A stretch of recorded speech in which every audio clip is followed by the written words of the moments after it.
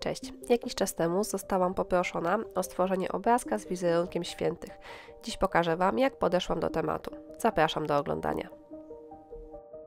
Bazą pracy jest zawieszka z HDF-u, czyli dość śliskiego materiału, dlatego zaczynam od nałożenia na nią podkładu, który zwiększy mi przyczepność później nakładanych preparatów.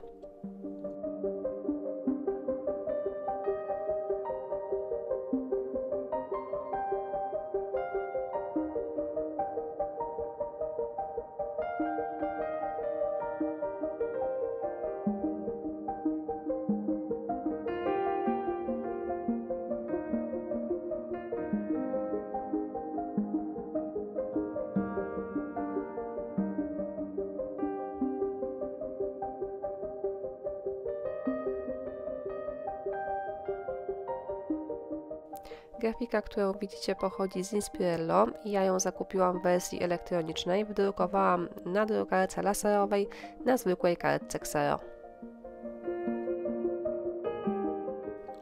Wydruk z drukarki atramentowej przy kontakcie z wodą uległby zniszczeniu.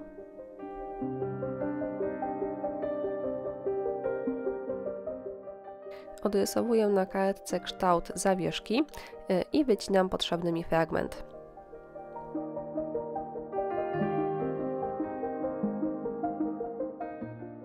Papier przed przyklejeniem moczę wodą, następnie tabliczkę smaruję klejem do decoupage, układam na nim wcześniej zmoczony papier i kolejny raz smaruję papier od góry klejem.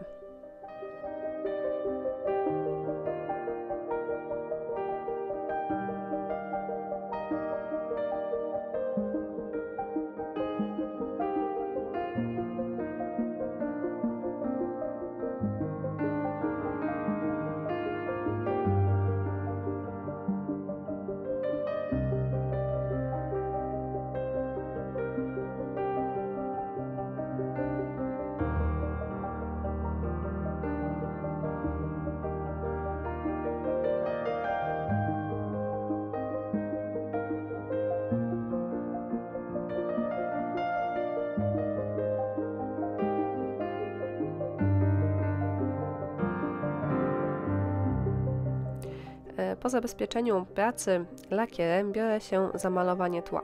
Na obrazku tło przechodzi z pomarańczowego w czarny, a mi zależało na odcieniach brązu i beżu.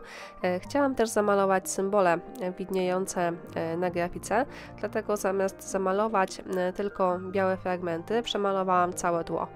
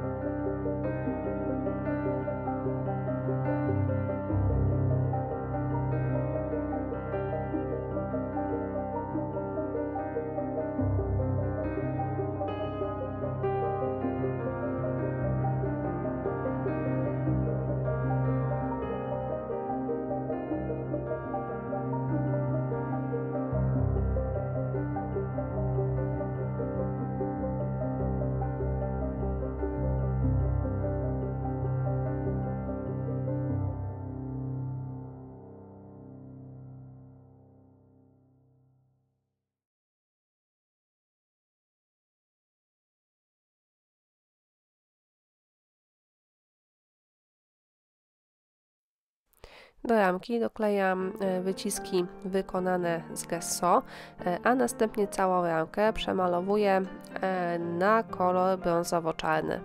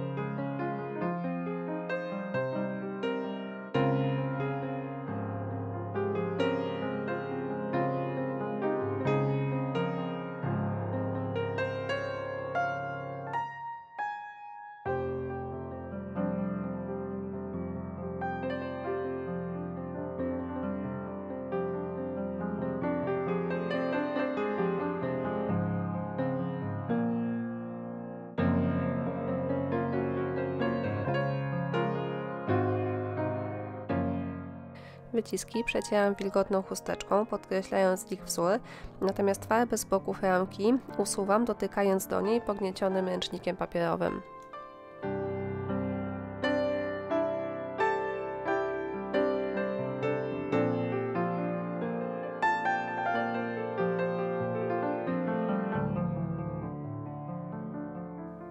Ramkę przyklejam do pracy klejem magicznym.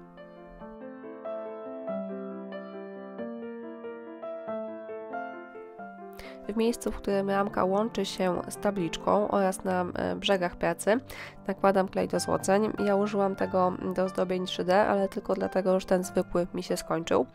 Po wyschnięciu kleju, czyli w momencie, kiedy klej stanie się przeźroczysty, nakładam na niego folię do złoceń.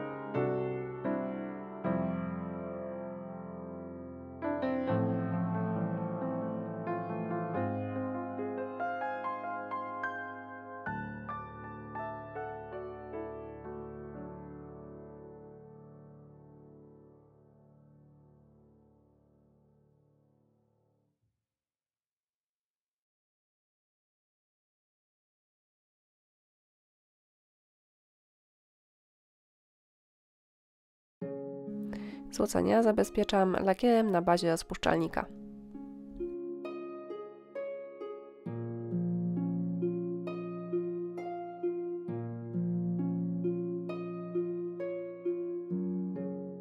Następnie zabezpieczam pracę lakierem matowym. Mam w słoiczku już końcówkę lakieru i ten lakier delikatnie zgęstniał, dlatego zdecydowałam się nałożyć go na pracę gąbeczką. Da mi to efekt takiej delikatnie przykurzonej pracy, jednocześnie pozwoli uniknąć smug, które z pewnością zostawiłby pędzel. Zdaję sobie sprawę, iż niektórzy powiedzą, że nakładanie lakieru matowego na złocenia mija się z celem, jednak zależało mi, aby praca wyglądała jak stary obrazek, na którym złoto straciło już blask, a całość pokryła delikatna patyna skórzu.